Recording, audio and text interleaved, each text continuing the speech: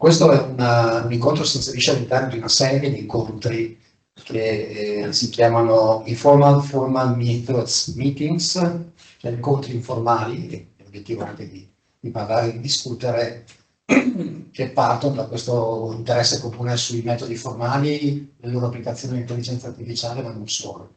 Questo è un incontro un po' particolare, ma insomma, riteniamo che sia nello spirito di questa iniziativa, perché non è un incontro in cui presentiamo dei risultati tecnici specifici, ma c'è una riflessione di carattere più generale su un aspetto critico, cruciale dell'intelligenza artificiale.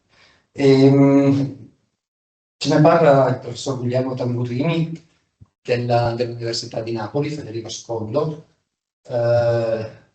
Io e Guglielmo ci siamo incontrati una quindicina di anni fa, per la prima volta, in uno dei progetti che trovate riportati in questo breve sommario, insomma, di presentazione, che è questo Ethic Boots, che forse è il primo progetto europeo dedicato all'etica della robotica. Era un incontro organizzato a Pisa dal professor Fabris, filosofo morale, particolarmente interessante, interdisciplinare. C'era Kevin Woolrich, se ti ricordi, che ci raccontava di queste applicazioni che allora sembravano anche molto particolari e innovative dell'intelligenza artificiale. Poi da allora insomma, ci siamo rivisti più volte. E voglio dire che questo tema appunto della militarizzazione dell'AI, dei rischi, era un tema che adesso presente allora, quindi non è frutto della contingenza dell'attualità, ma è un tema su cui Guglielmo sta riflettendo da molti anni e in questi ultimi tempi, diceva, è anche molto coinvolto in interventi pubblici. Non c'è bisogno di richiamare l'attualità di questo tema. Ci sono tanti aspetti, adesso ne tocco soltanto due che impattano. Leggevo stamattina sul giornale di un accordo, se ho letto bene, tra Stati Uniti e Cina per evitare l'utilizzo degli strumenti di intelligenza artificiale nel controllo delle armi atomiche, sempre per questo. Quindi, diciamo, più stretta attualità di così. Dopo parlare appunto di controllo umano della guerra, di mettere insieme umanità e guerra, chiaramente sembra un po' paradossale, ma è quello di cui ci parlerò oggi. Ci sono poi tutta una serie di fattori di contorno a questo discorso, che probabilmente sono anche cambiati rispetto a 15 anni fa. Anche qui ne cito uno soltanto: la ricerca in intelligenza artificiale sta diventando sempre di più una ricerca che non si svolge negli atenei, ma che si svolge prevalentemente nelle società. Anche quelle società che dicono che iniziano a fare ricerca in questo campo per interesse culturale, eccetera, alla fine viene fuori che la dimensione così del profitto è in una certa misura inevitabile. Quindi se mettiamo insieme tutti questi fattori, tralascio l'attualità perché sull'attualità l'abbiamo presente tutti e tornerà al suo intervento, credo che una riflessione di questo tipo che parte da lontano sia una riflessione fondamentale. Quindi io vi ringrazio per la partecipazione, ringrazio ancora il professor Tamburini e gli do la parola. Stiamo anche registrando il suo intervento, verrà messo su Play Unimute, quindi insomma, chi vorrà avrà modo anche di ascoltare. Grazie Guglielmo. Grazie molto a te Angelo, a Dario e Luca a chiunque ha organizzato. Sono molto contento di essere qua, di condividere queste riflessioni, che sono anche, diciamo, effettivamente sono delle valutazioni molto soggettive, oppure sono dei dibattiti in corso di cui vi parlerò.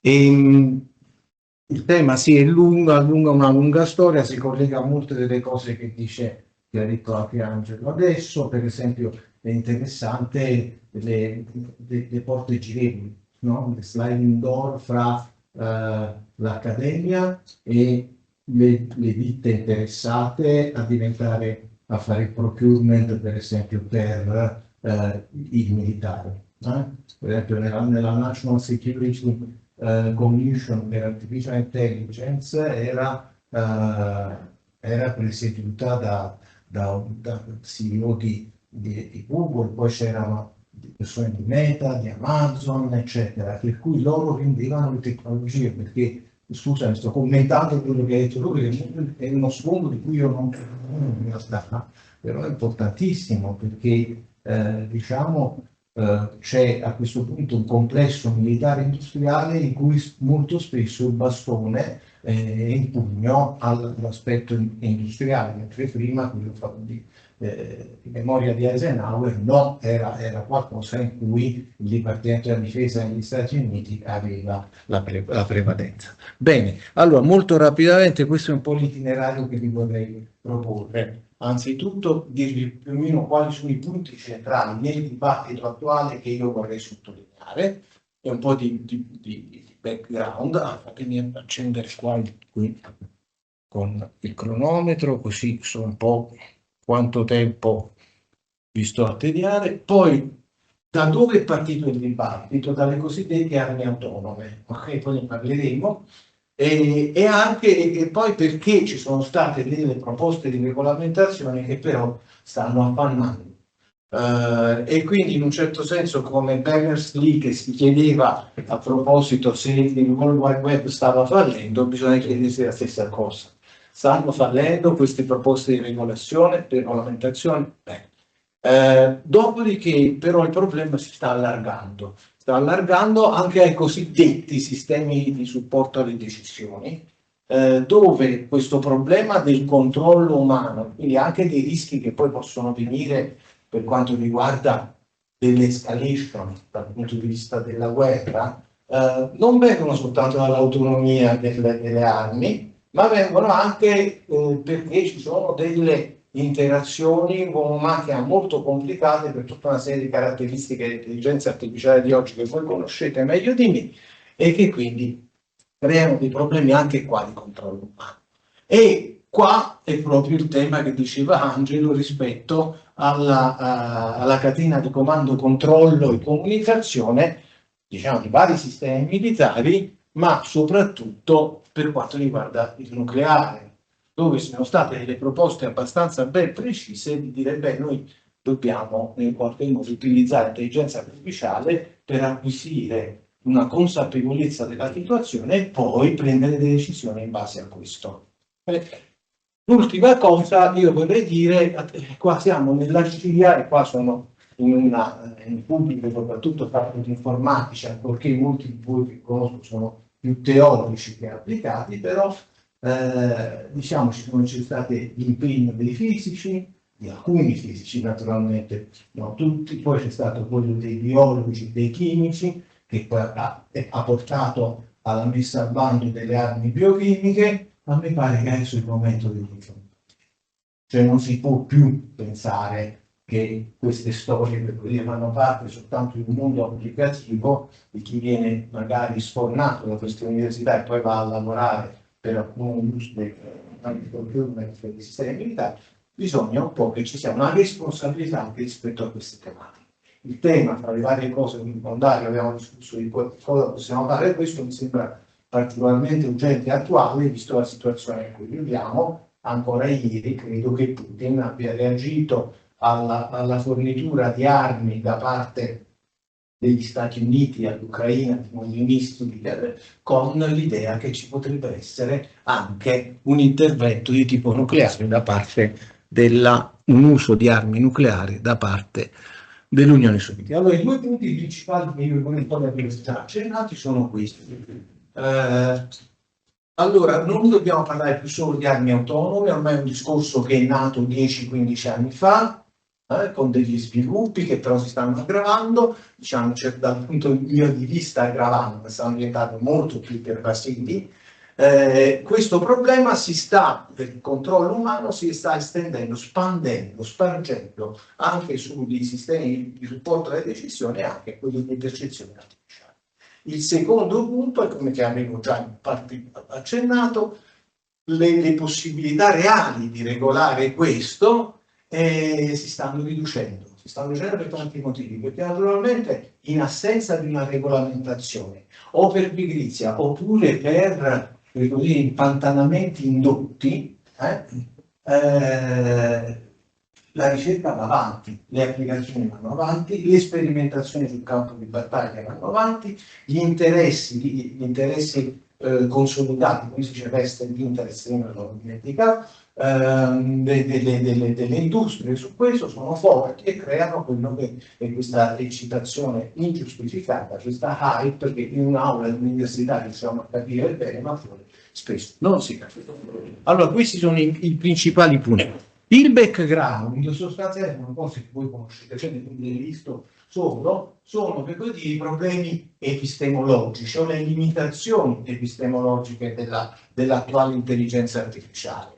Sappiamo, per esempio, che sicuramente in task oriented hanno in molti task delle capacità anche superumane di riconoscimento percettivo e di altre cose, però diciamo che quello che accade è che se i domini in cui li applichi non sono quelli abbastanza ben delimitati dei tuoi calcolatori, hai spesso un degrado della prestazione e una fragilità, no? Soprattutto quando questi domini sono molto dinamici o non esclusivo, diciamo, sono poco strutturati dal punto di vista delle leggi dinamiche che ti governano.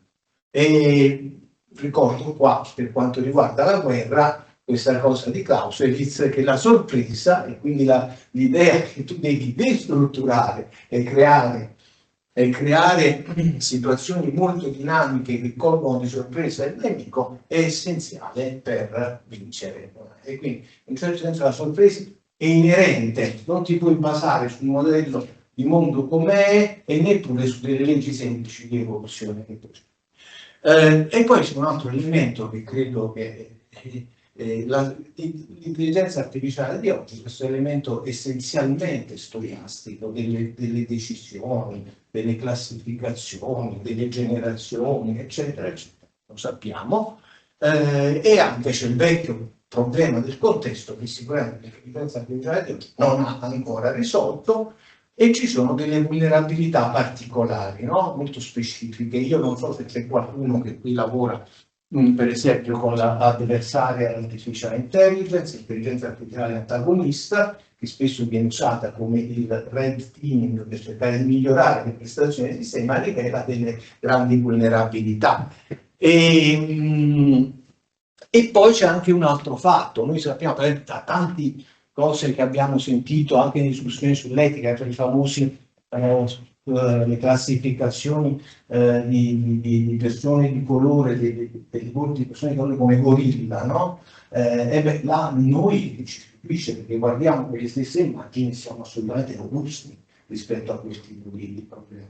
E come intelligenza artificiale magari molto più robusta di noi rispetto ad altre classificazioni tipo percettivo o cognitivo, quindi c'è una certa complementarietà e questo è interessante per i problemi poi di controllo umano, perché tra l'altro io ho provato a mettere nel mio Google Foto, non so se avete fatto ancora oggi, cioè qualche mese fa, poi mi sono cercato di continuare, ho messo delle immagini di primati superiori non umani, e quando poi ho chiesto di farmi il retrieval per la categoria primate, oppure che ne so, scimpanzé, gorilla, eccetera, eccetera, non mi ha restituito niente. Quindi per Google è ancora un rischio estremamente alto. Questo è successo nel 2015, questa cosa è stata denunciata.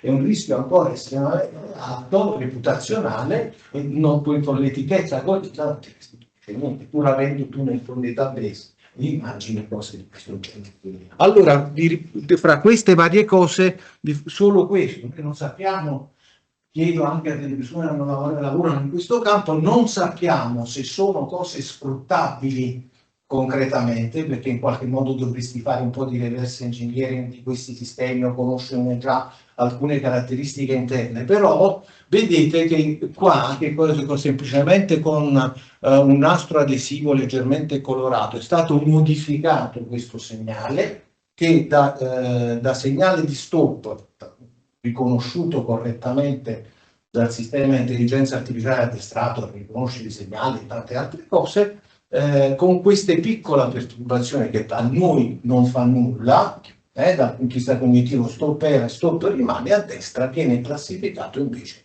con un segnale di limite di velocità. Se sia questo la dice lunga sulle, diciamo, non so quanto la dica lunga, però è una cosa da cui tener conto per la complementarietà di capacità cognitive e percettive tra esseri umani e macchine, anche con queste straordinarie prestazioni, magari teoricamente, diciamo, difficili da comprendere, ma che sicuramente vediamo. Allora, ecco qua, questa è la fine della mia introduzione. Quindi, su tutto questo sfondo c'è lo sfondo appunto della competizione militare sull'intelligenza artificiale. Vi dicevo di questo report del 2021 della National Security Commission on Artificial Intelligence, che era presieduta da Eric Schmidt, no? Quindi stiamo parlando di top manager delle grandi industrie e anche altri. E sostanzialmente i due messaggi sono due. Gli obiettivi sono, da un lato, dobbiamo essere più competitivi degli altri perché dobbiamo avere maggiore velocità nell'azione militare, nel passaggio per così dire nel ciclo percezione, pianificazione, azione, e poi vorrebbero una maggiore accuratezza diciamo, negli obiettivi da attaccare, trovare. E la seconda è il grande timore per quanto riguarda la competizione con altri paesi, altre grandi potenze, d'accordo? Però indubbiamente già si capisce molto intuitivamente che la velocità, il combattere a velocità della macchina fa a pugno, perlomeno crea delle grandi tensioni con il problema del controllo umano. Ne vedremo alcune di queste cose. Siete interrompetemi quando, anzi non mi interrompo solo con la donna, ma anche se dobbiamo intervenire perché, come ha detto Angelo, questa è più una riflessione comune di discussione che ecco, allora finita questa prima cosa, adesso vi parlo un po' di queste armi autonome e quindi vi parlo delle proposte di regolamentazione. Allora, le armi autonome che cosa sono? Non lo sapevo, perché abbiamo una condizione che io largamente considererei solo come condizione necessaria, ma insufficiente per caratterizzare un'arma autonoma nel senso in cui lo vogliamo noi, in cui c'è intelligenza, c'è un sistema che diremmo insomma anche là vagamente intelligente, non solo per problemi di capire che cosa sia quindi si eredita qui il problema generale di capire che cosa è un sistema intelligente, ma anche perché quando vedete qua quello che è stato proposto, devo dire, dagli americani al Dipartimento della Difesa già nel 2013 è sostanzialmente questa condizione. Deve essere capace di selezionare e attaccare degli obiettivi senza che ci sia un intervento umano dopo che lo abbiamo attivato. Ora, però, purtroppo, in un certo senso, ecco, io da filosofo mi metto qui a fare i fluci definitori delle cose, naturalmente di quella è una mina antiboom, in un certo senso ce l'ha una capacità di questo genere, perché ha una rozza capacità discriminativa. Sotto i 20 kg di pressione io non faccio niente, sopra, quindi i conigli se la scappottano gli esseri umani e magari anche altri mammiferi un po' più grossi. No, quindi c'ha una capacità di selezionare molto primitiva. Mano a mano le cose, diciamo, si evolvono. Questo è il famoso Iron Dome adesso in uso in Israele, no? per proteggersi, per esempio, dai razzi vari che stanno arrivando dal Libano oppure da Gaza, che arrivavano, adesso da Gaza no. E questo che qua vede l'operatore che faceva semplicemente individuava il perimetro di azione e poi c'ha ovviamente il pulsante rosso a un certo punto se succede qualcosa di sbagliato. Ma era importante in questo sistema difensivo avere questa velocità superiore a quella degli esseri umani ed è stato abbastanza efficace. Qua invece è una sentinella robotica non mobile.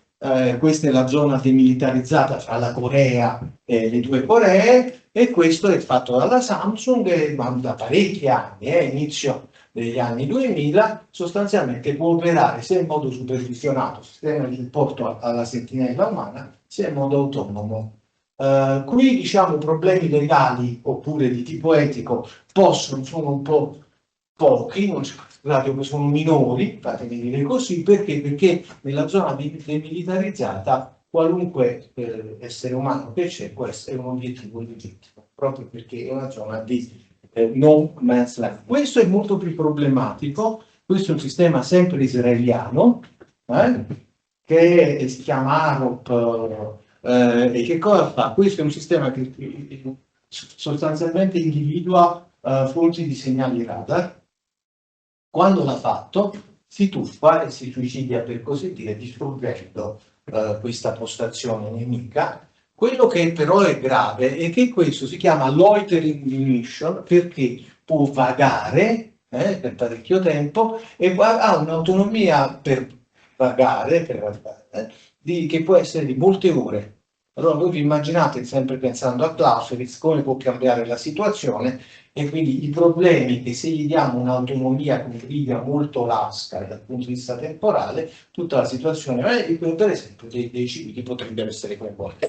Una cosa dove veramente io ho visto un passo tecnologicamente importante da altri punti di vista, no, è quello che è stato rivelato qualche mese fa dall'aviazione degli Stati Uniti. Hanno sostanzialmente prima avevano fatto un simulato, poi test di tipo reale. Questo è un jet per diciamo, l'addestramento dei piloti, e l'hanno fatto governare completamente da un sistema di intelligenza artificiale che ha imparato le manovre per il cosiddetto dogfighting, cioè l'incontro ravvicinato con un altro o più altri caccia, quelli là che si vedono soprattutto nei film, no? Insomma, che sono manovre velocissime. Naturalmente c'è un vantaggio enorme a svincolarsi a certi limiti umani in quelle situazioni, per le forze G, tutto quello che volete, però naturalmente crea un grossissimo problema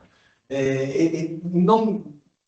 Diciamo, la visione è anche che si potrebbero svolgere questi combattimenti tra caccia pilotati da esseri umani e no, oppure fargli fare delle missioni di bombardamento e di altre cose ancora. Okay? Come vedete, da lì a qui l'intelligenza artificiale c'entra sempre di più in modi molto, qua in modi estremamente avanzati. Allora, andiamo avanti.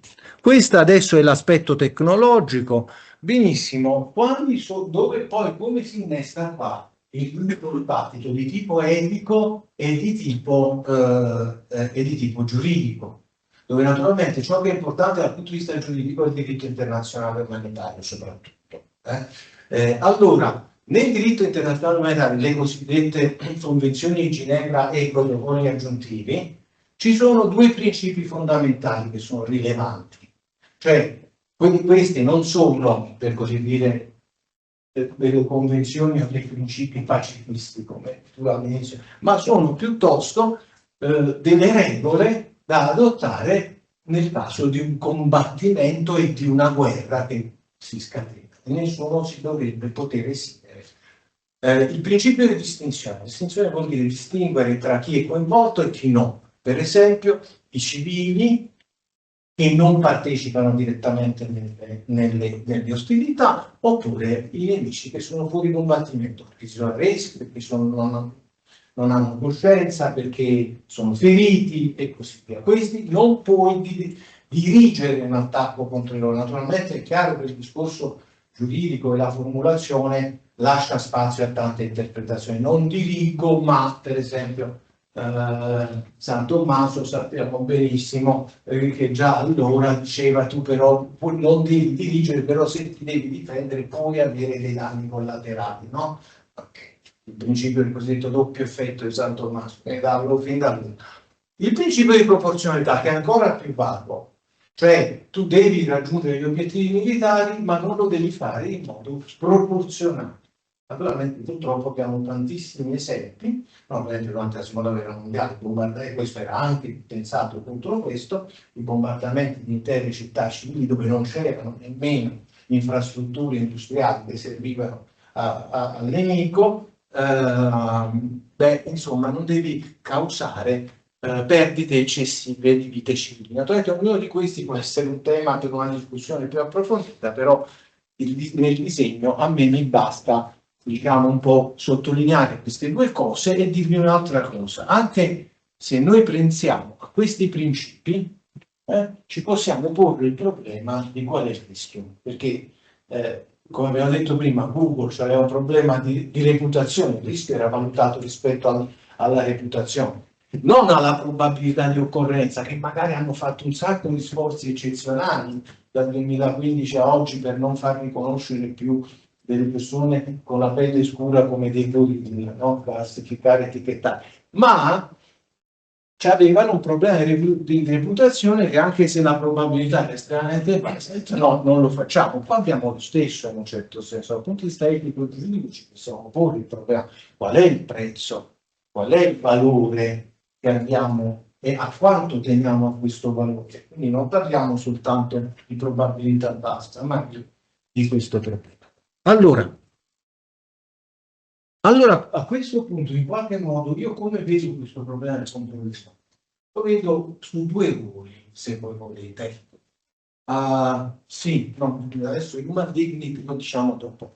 Per quello che abbiamo detto, vedo due aspetti. In genere si sottolinea soltanto questo dell'accountability, cioè della responsabilità se qualcosa va male, allora chi è il responsabile, visto che c'è questo intermediario di una macchina intelligente? Okay.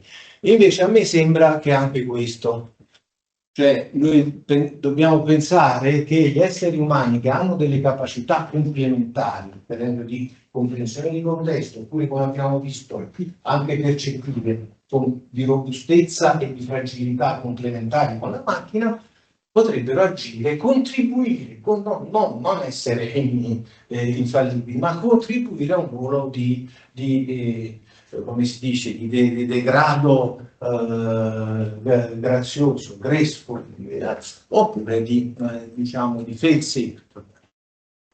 Quindi questi due sono secondo me importanti dal punto di vista di quella che è il diritto internazionale umanitario, international humanitarian law. Il terzo punto che è stato molto sottolineato in questi dibattiti, che però è secondo me più incerto, però bisogna menzionarlo, è il fatto che sarebbe in qualche modo contro la stessa idea della dignità umana delle vittime il fatto che una decisione di vita o di morte la prenda una macchina. E che quindi in un certo senso l'essere umano che decide e non la macchina che decida, può decidere in modo indiretto, programmando, pensando, cioè, però deve essere sempre un essere umano, è in qualche modo un'idea di protezione anche in condizioni terribili come quelle della guerra della dignità umana. Allora, lunghi discorsi, lunghi dibattiti su tutto questo.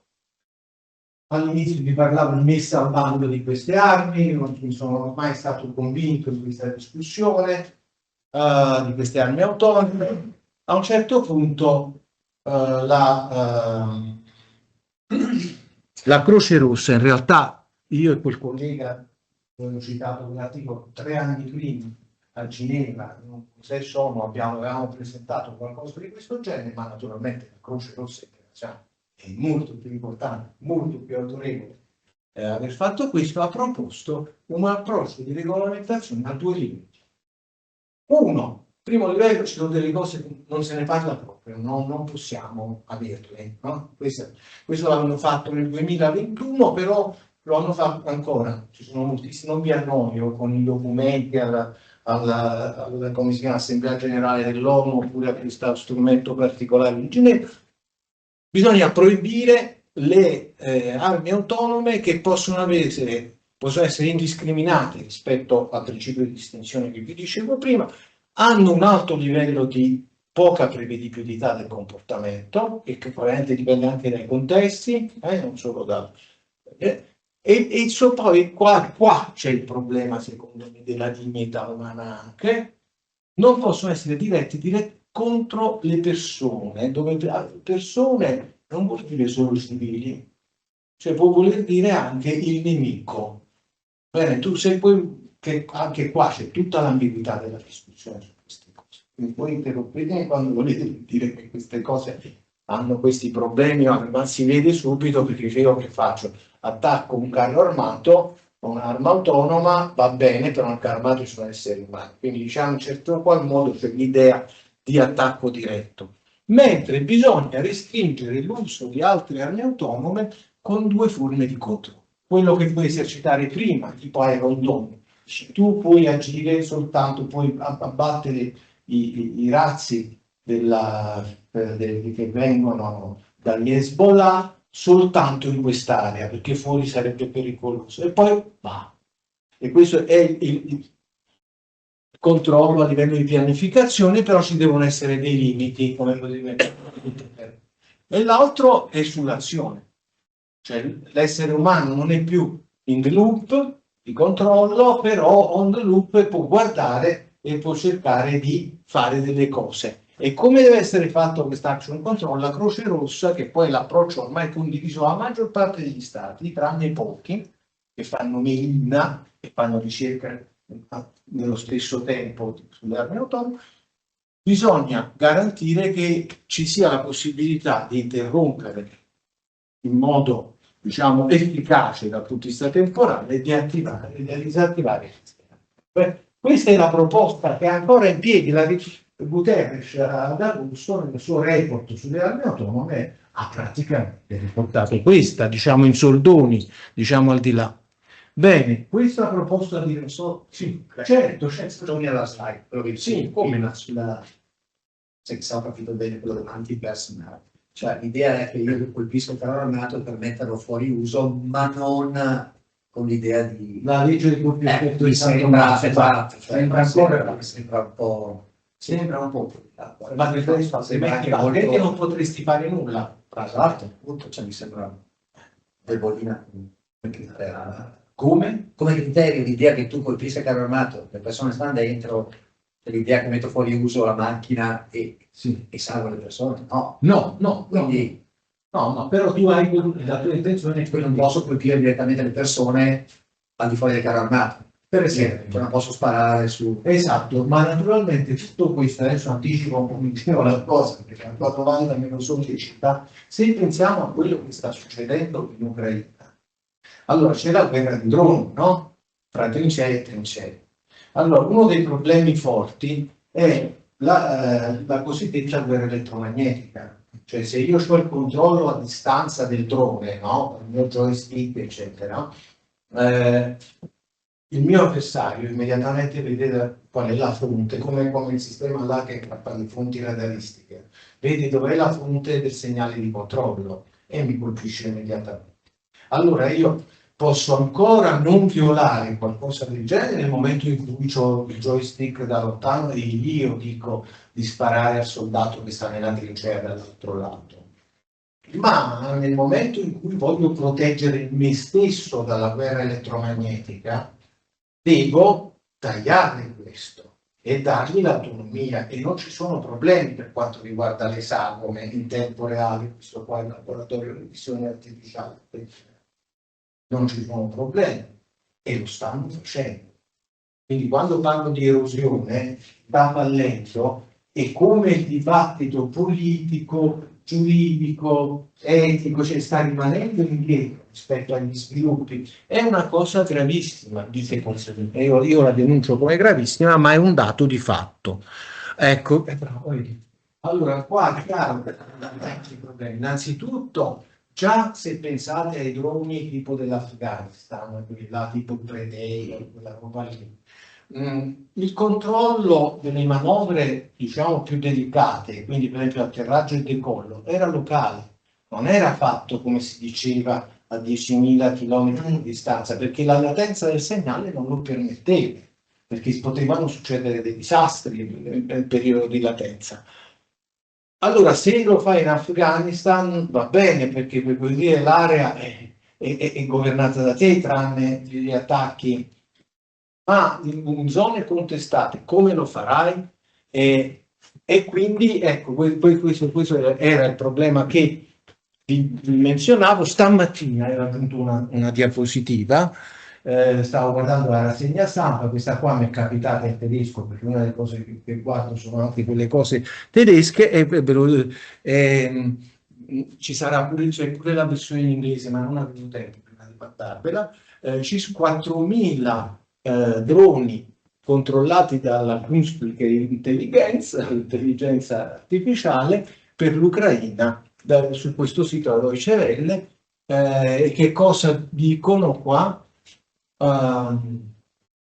Allora, Beric e Zuckerberg, i loro obiettivi possono diciamo raggiungere autonomamente una volta programmati, qualunque cosa voglia dire, il kamikaze drone indipendentemente va al suo obiettivo e lo aggredisce. Allora, questo ci sono pochissimi dettagli, bisogna guardare, questo l'ho vista stamattina e ieri la notizia, bisogna guardarla, ma è chiaro che c'è questa forte pulsione alla spinta all'autonomia, con motivi anche interessanti dal punto di vista dei principi umanitari, perché devi proteggere i tuoi propri belligeranti, però nello stesso tempo vai a effettivamente che cosa vuol dire questa autonomia, che cosa vuol dire aver fissato prima gli obiettivi. Sono tutti i problemi, tra non so se riusciremo mai a avere informazioni, però ieri ecco, questa industria tedesca che è specializzata anche in intelligenza artificiale ha consegnato senza problemi tutto questo. Va bene, mi chiedo che cosa ne dica, diciamo, la Croce Rossa Internazionale. Naturalmente problemi analoghi qua, no? Perché a questa, cioè questo può fare i dogfight indipendentemente dal controllo umano, non hanno avuto problemi, nel senso che almeno così lo dichiarano. È chiaro che è un caso, sono stati pochi giorni di sperimentazione, però non hanno mai avuto il problema da un aereo, da un velivolo, cioè da dei piloti che ci stavano e che potevano prendere in mano il controllo, non hanno mai dovuto fare. Questi hanno fatto tutte le manovre di dogfight, fatto bene, l'intelligenza artificiale ha governato bene. Allora, la visione che voi leggete è sia di questi dogfight, ma anche di missioni di bombardamento aereo oppure di squadroni misti con e senza piloti a bordo. Allora la domanda che io mi faccio, quindi qua stiamo ancora a livelli di speculazione, poi sono anche cose che si sanno bene nel dettaglio. Il controllo umano di questa roba deve essere locale? Sembra proprio di sì, perché soprattutto per queste manovre ad altissima velocità per quanto riguarda le possibilità umane di controllo, non può essere molto lontano. Però che cosa accade quando noi abbiamo la guerra elettromagnetica, aree contestate dove a terra non puoi avere un controllo locale come dei droni dell'Afghanistan, eccetera, oppure viene neutralizzato il velivolo vicino da cui ci sono questi segnali di controllo? Daremo l'autonomia oppure diremo a questo aereo di tornare indietro? È un altro principio del diritto internazionale umanitario che si chiama necessità militare, aperto a molte interpretazioni, che però dice proprio questo: se il tuo obiettivo militare è estremamente importante, bene, in casi di necessità militare puoi anche prevaricare oppure trovare un compromesso con quegli altri principi di distinzione di proporzionalità e Stato. Non lo so. A me pare che qua la parola giusta sia l'erosione di queste proposte che con grande fatica la comunità internazionale ha tirato fuori. Bene, io ho parlato per mezz'ora, ma spero in un quarto d'ora di chiudere e poi vedete. Allora, qua intervengono altre questioni. Diciamo che l'autonomia non ci dovrebbe essere nel momento in cui parliamo di sistemi di supporto alle decisioni umane. Ma sono veramente sistemi di supporto? Oppure possono essere utilizzati alla fine in un modo tale che il supporto, diciamo, dell'essere umano non prende delle decisioni vere e proprie, ma ha un controllo soltanto di tipo nominale e in un certo senso è come l'impiegato dell'ufficio postale o dell'ufficio. No? Questo è un po' diciamo, il punto di fondo che voglio sottolineare con degli esempi. Allora, anzitutto, non so se qua qualcuno fa teoria d'automazione, controlli, eccetera, però sicuramente c'è un fenomeno, una legge fenomenica, una regolarità fenomenica molto nota che si chiama il bias da automazione. Cioè c'è una certa propensità maggiore diciamo, con il miglioramento dell'intelligenza artificiale a in qualche modo aderire a quelle che sono le raccomandazioni dei sistemi di supporto alle decisioni, anche se è quella cosa interessante, anche se ci sono dei segnali in qualche modo di allerta, oppure ci sono delle informazioni che forse non hai a disposizione immediatamente, ma che potresti con una certa facilità recuperare, che sono contrarie a quello che ti ha suggerito il sistema di supporto alle decisioni. Questo si chiama automation bias, perché non perché siamo all'interno della psicologia sperimentale, psicologia cognitiva, ci sono vari modelli, varie teorie. Io potrei sottolinearvi solo un aspetto che a me sembra interessante. Quello che si è visto sicuramente è che avere sufficiente addestramento ed essere sufficientemente esperto da parte del controllore umano, cioè di quello lì che deve prendere la decisione, è una condizione necessaria ma largamente insufficiente. Per esempio, ci sono stati degli episodi di fuoco amico nella prima guerra dell'Iraq, dove il sistema diceva questo è un pericolo nemico. Okay? Che cosa succedeva però? Che di fatto la finestra per esercitare il potere di veto, perché c'era solo questo, il potere di veto da parte dell'operatore umano era di 10 secondi. Okay?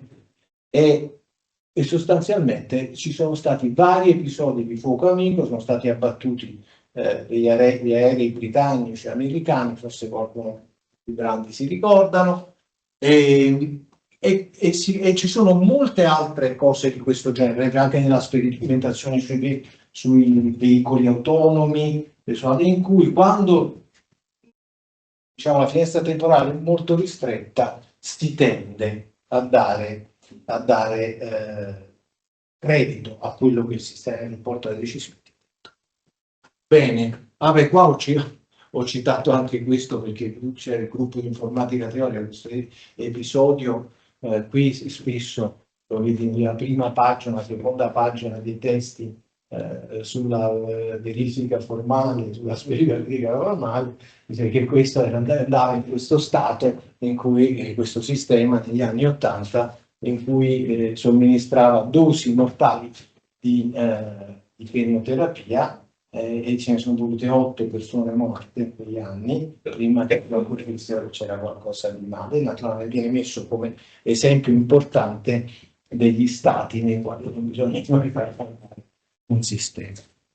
Allora, rispetto a questo, penso che il dibattito su questo tema debba essere animato molto dalle teorie della razionalità limitata. Purtroppo, diciamo, per molti anni abbiamo vissuto all'interno di un mondo in cui si parlava della razionalità perfetta, dell'agente economico, eccetera, eccetera. Adesso, diciamo, è molto importante invece tutto quello che è il lavoro di psicologi come Kahneman, Tversky, che molto prima, Kahneman ha preso il premio Nobel ma io questo non posso togliere da mezzo, no? Mi sentite anche da qui? No, sì, no,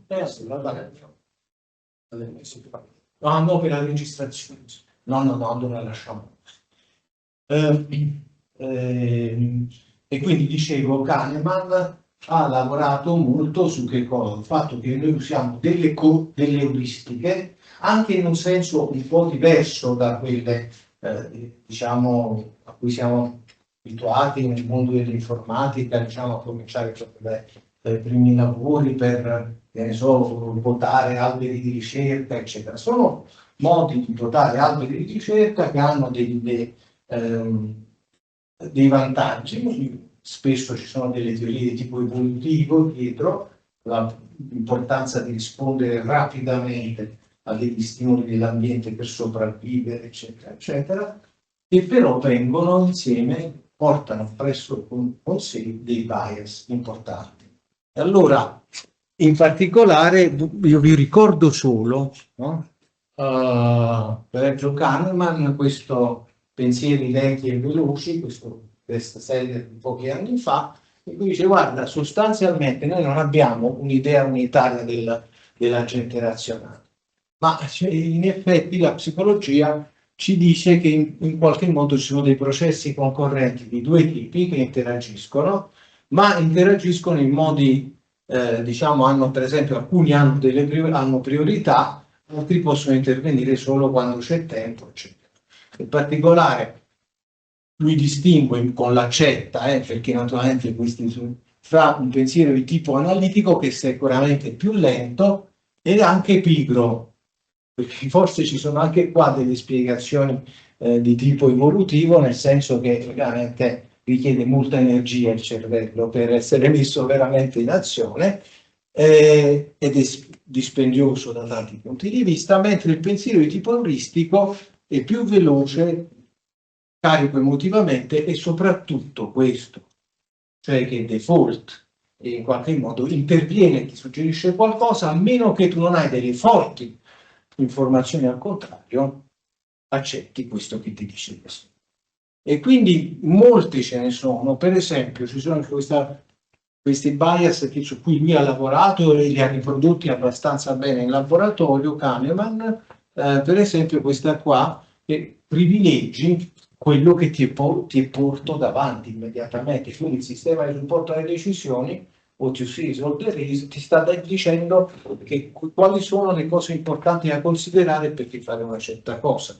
Oppure anchoring, per esempio questo, perché l'anchoring vuol dire se la prima cosa che mi viene detta è qualcosa di un punto in un certo spazio, magari io lo trovo eccessivo perché quando voglio comprare una casa oppure voglio comprare l'arte a un'asta, lo trovo eccessivo, ma quello è un punto di ancoraggio e io non mi date una cosa poco inferiore di prezzo e io la troverò abbastanza conveniente, anche se sono ancora molto distante. Va bene, ovviamente queste sapete benissimo che sono il gregge, l'autorità, eccetera, no? Allora, di tutto questo, francamente, si discute molto poco anche in questi sistemi che hanno questi tempi rapidissimi e che sono dei sistemi, appunto, oh, scusatemi, sono qui finito questa seconda parte, quindi avvio rapidamente. Sono dei sistemi in cui appunto l'aspetto default, l'aspetto di finestra temporale ristretta invitano tutte queste cose. Allora qua io adesso vi riporto sotto l'ipotesi che la ricostruzione giornalistica sia corretta, quindi noi possiamo anche pensare, però sembra, la ricostruzione giornalistica sembra proprio sposarsi con queste nostre timori e riflessioni. Allora, c'è questa inchiesta fatta da questa rivista israeliana in cui lavorano insieme israeliani e palestinesi, su che cosa? Su questi sistemi di cui molti di voi avete sentito parlare, che sono sistemi di supporto alle decisioni Absor e Lavender, e è stato un modo, noi non sappiamo veramente bene l'intelligenza artificiale che ruolo ha avuto là, però possiamo immaginare che hanno appreso da un database etichettato con una serie di caratteristiche, di profili, diciamo, di appartenenti a gruppi terroristici, come viene etichettato il gruppo di Hamas, e che erano usate per generare obiettivi per attaccare Gaza. Ma io ho preso soltanto, non centriamo in dettagli questa storia. Qua lo trovate, se poi volete. Però quello che ho virgolettato, durante i primi 35 giorni della guerra, Israele ha attaccato 15.000 obiettivi a Gaza, dai 50 obiettivi ad anno si è passati alla generazione di 100 obiettivi possibili al giorno. Quindi è chiaro che qua c'è una velocità macchina che è stata impressa a certi processi. Una seconda cosa interessante è che questo sistema, nelle prove sperimentali, per così dire, di simulazione, hanno valutato errori sul 10% dei casi. E naturalmente questo è molto rilevante per l'applicazione. Terzo punto, una una persona rimasta anonima che lavorava nella divisione di targeting dell'esercito israeliano, a mano, quella che lo faceva a mano prima, interamente a mano, dice questo: è veramente come una fabbrica, ora lavoriamo rapidamente, non c'è tempo per approfondire il problema di quale sia l'obiettivo, se è legittimo, cioè il punto di vista, diciamo l'atteggiamento è che vi siamo giudicati in base a quanti obiettivi riusciamo a generare. In un certo senso stiamo proprio non a facilitare il giudizio umano, ma in qualche modo a cercare di portare il giudizio umano alla velocità della macchina, che naturalmente crea questi problemi. Io credo che questo è un problema di tipo generale, non ce l'abbiamo più rispetto a tante cose. Pensate a tutta l'idea, a me dice molto l'idea dei sistemi di supporto alle decisioni mediche, tutte le cose belle che l'intelligenza artificiale può aiutare a fare, però se io riduco i medici per esempio di base e dico che il medico può stare on the loop a guardare tutto il monitoraggio dei pazienti, no? E suggerire degli interventi al medico, però se il medico a quel punto qualcuno dirà che invece di avere 2000 pazienti ne può avere 10.000, ecco, a quel punto ecco, entriamo in questioni. Vabbè, però questo, scusate, era una parentesi su altre cose che mi preoccupano. Finiamo. L'AI per sé, la percezione, quello che diceva Angelo prima, che pare che la Cina e gli Stati Uniti hanno raggiunto un accordo, perché vedete in quel report che vi ho detto del 2021 si dice, guarda, d'accordo, premere il pulsante per lanciare la bomba atomica o il missile armato con una testata nucleare, quello dobbiamo riservarlo sempre agli esseri. Sembra che ci sia un accordo un po' generale su questo punto, proprio come dire base. Però questi qui scrivono in questo report, guardate che l'early warning, cioè l'allerta precoce di un lancio da parte dell'avversario, l'intelligenza artificiale dobbiamo infilarla là dentro perché ci può aiutare. Una cosa indubbiamente molto importante, tornando alle questioni di bias, eccetera, è che ci sono 20 minuti di tempo fra un lancio e il suo impatto, più o meno, al massimo 20 minuti, e quindi che cosa vuol dire? Che se avete delle politiche di risposta sul lancio avversario, perché non volete aspettare l'impatto, che è pure un'altra cosa diciamo, di cui si discute molto in questo ambito, beh, avete 20 minuti e questi 20 minuti dovete prendere una decisione. Quindi effettivamente se l'intelligenza artificiale accorcia i tempi, bene, diciamo, perché abbiamo più tempo, anche 1 minuto, 2 minuti. Sì, però questa diciamo, mi sembra molto unilaterale rispetto a tutto quello che abbiamo detto. E qua finiamo proprio. Cioè perché ci sono molti problemi che credo qualunque persona in questa stanza, ma molti, potrebbero innanzitutto quali sono i dati da cui apprendono questi sistemi? Saranno dati soltanto di lanci veri, ce ne sono, no? Dal punto di vista degli attacchi veri, quindi saranno simulati, quindi ci aveva il problema di capire il modello dietro, se è un buon modello o non è un buon modello. Poi i falsi positivi e negativi che non possiamo escludere, ma magari molto rari, ma con un rischio qua veramente esistenziale per l'umanità, no? E poi c'è un problema di queste scatole nere, cioè di questi sistemi molto opachi che potrebbero chiedere che sono queste ground truth, il tipo percettivo che mi danno, le devo prendere veramente così? Ok. Una risposta prudenziale, diciamo, è stata quella di chiedere un momento, fermiamoci, moratorio su questa roba qua. E lo hanno fatto in varie sedi, cioè adesso sembra che Cina e Stati Uniti cominciano a capire il tipo di problemi. Fatemi finire molto rapidamente, perché sono andato oltre, sono 3 minuti oltre i 45 che mi ero dato, che mi sembrava ragionevole. Quindi vedete, questi sono i punti principali da cui ero partito e che mi sembrano in qualche modo, ho cercato di sostenere con argomentazioni, che non sono ovviamente dimostrazioni, però mi sembra che, come dire, stanno nelle cose abbastanza.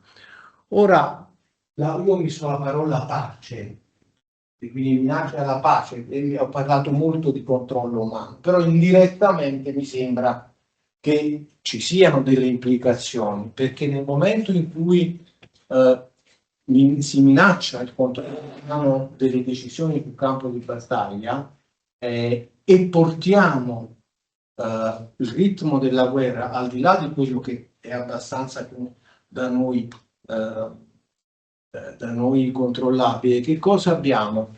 Abbiamo sicuramente nuovi, io direi, pericoli, hazard, non rischi, di escalation dalle interazioni fra tutti questi sistemi che saranno sviluppati da molte potenze militari. Io come esempio per analogia penso al flash crash di Wall Street del 2008-2009, dove questi sistemi per il trading delle azioni ad alta frequenza fece crollare di 10% la borsa in pochissimi minuti e per fortuna là c'era un pulsante rosso. Ma qui le interazioni e le interpretazioni di errori o di azioni intenzionali o non intenzionali diventa molto complicato.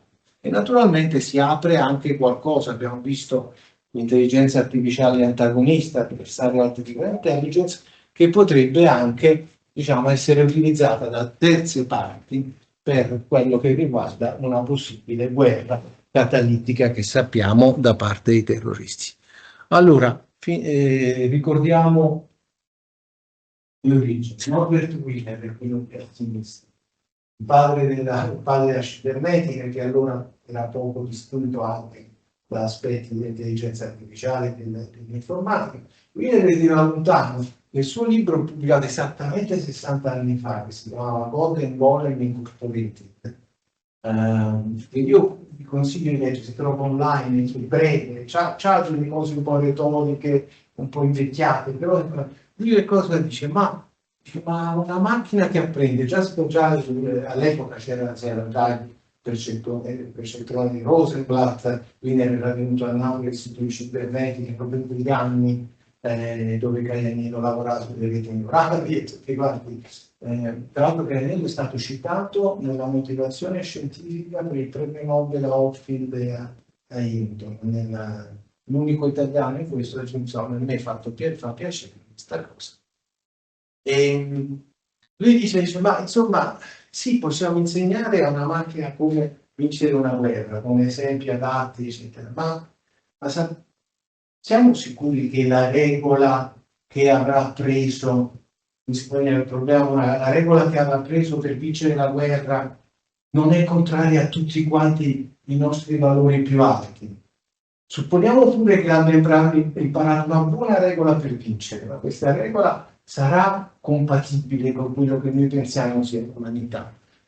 E questo, diciamo, in un certo senso è quel problema che si chiama ancora oggi il problema dell'allineamento dell'intelligenza artificiale tra gli obiettivi che noi pensiamo di insegnare, ciò che veramente apprende. E Stuart Russell, uno dei due autori dei manuali che non so se ancora viene usato per l'intelligenza artificiale, proprio ha lavorato molto su questo. E poi a destra, forse qualcuno lo conosce? Nessuno? Colonnello Petrov? Ci ha salvato. È quello che ci ha salvato nel 1983, quando era una storia molto pragmatica, molto più primitiva, si chiamava Orco, come esoterica. E tra l'altro la cosa interessante è che Petrov non aveva un'educazione militare ma tecnica, scientifica, stava nella sala di comando e gli arriva la sera del 1983, la sera gli arriva questo segnale che dice, appunto il sistema di supporto alle città, dice guarda, ci sono 5 missili in arrivo dagli Stati Uniti. Lui rimane un attimo così, doveva immediatamente passare in alto questa informazione, no?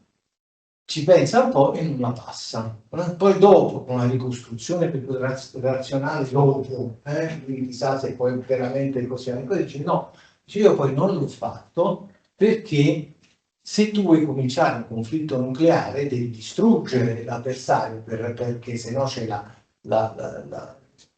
distruzione assicurata reciproca, quindi non puoi mandare i loro cingeli passivi, e quindi non è possibile. No, aspetta questi 7-8 minuti che erano il momento dell'impatto ed effettivamente non ha dai radar di terra, da altre cose, non ha questa conferma e poi alla fine erano condizioni meteo molto particolari che avevano creato dei riflessi del sole che sembravano sulle nuvole, che sembravano i motori di questa, sembravano sistemi. E lui ce la sa. Attualmente lui dice, vabbè, adesso io faccio con questa eccezione, va benissimo, aggiungo questa cosa, qua ci sono gli informatici teorici, sanno che io potrei, diciamo, purché il numero di eccezioni è finito, la probabilità grande, siamo sempre nel mondo ricorsivo, nel mondo della calcolabilità, però naturalmente noi non sappiamo quante ne riusciamo a mettere, se abbiamo pensato a tutte le eccezioni, ce ne potrebbero essere altre. Quindi, detto tutto questo, io penso che ci siano per tanti cosiddetti stakeholder, parti interessate, ma penso che adesso un po' nelle università, diciamo, chi fa ricerca, i docenti dovrebbero assumere vari ruoli, quali ho buttati giù alcuni e provare un po', nonostante tutto quello che devono fare, a pensare un po' a cose di questo genere.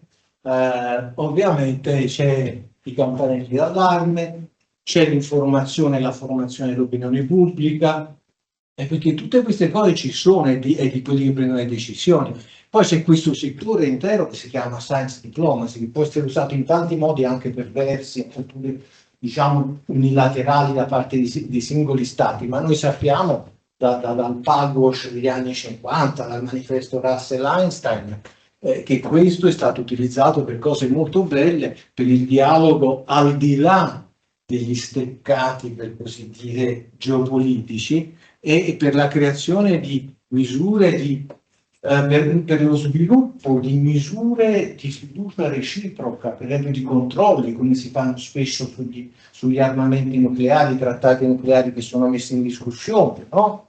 E la mitigazione di questa hype che oggi è enorme sull'intelligenza, non ne possiamo più, sembra che qualsiasi cosa possa essere fatta da questi sistemi, e poi ovviamente anche dire un momento, vediamo magari di fermarci, trovare un accordo internazionale, in genere quello che diceva Angelo sulla questa specie di pari tra Cina e Stati Uniti, ma purtroppo bisogna noi non possiamo rimanere come hobbit nella nostra bella contea, ma c'è il mondo grande per cui misurarci.